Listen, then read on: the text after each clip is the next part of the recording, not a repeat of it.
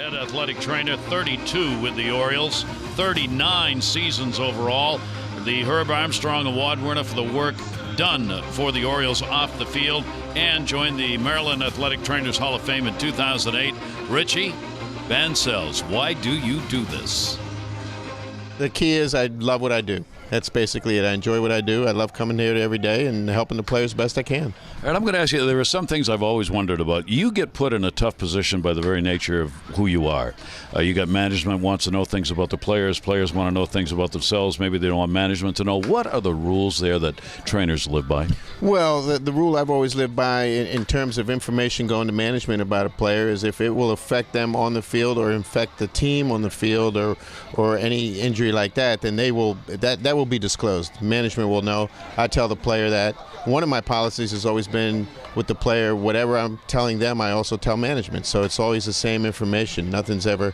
Now, obviously, there is a lot of confidential things that I will take to my grave about players that I tell management that's between the player and myself. Yeah.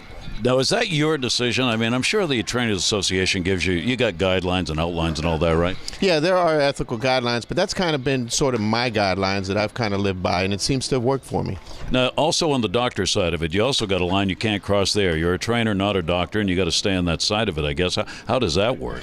Some of the biggest mistakes I've seen athletic trainers do is forget who they are and what they are and their limitations.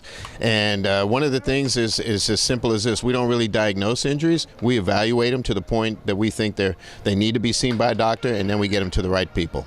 What's the most important thing you do for a manager? I think give him the information on the health of the ball club every day. We communicate probably more so about pitching staff and the bullpen more than anything. 85% of what I do has to do with the pitching staff. How much has that changed over the years as far as the nature of the injuries, the amount of them? I mean, what have you seen transpire over the years? Well, you know what? It's funny because, Gary, sometimes people tell me, gosh, you seem busier now than you ever have been. And it really doesn't feel that way. It seems to me like it's always been the same.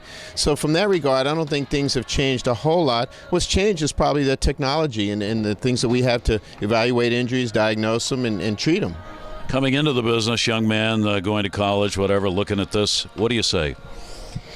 I don't know. I don't know what to say. In fact, it's funny. I just had a couple of young students think about going into this business, and I didn't know whether to discourage them or encourage them. But no, it's one of the things you have to understand is you gotta put in the hours. I mean, there is no time clock to this. You gotta love it. You gotta have a passion for it.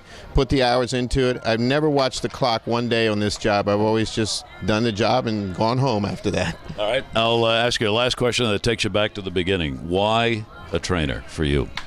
Because my curveball failed me in college. Basically. Didn't it all of us? Yeah, that's basically what happened. Probably took the same route as a lot of athletic trainers. I was an athlete. I was fortunate enough that I was a baseball player in high school and a little bit in college. Injured.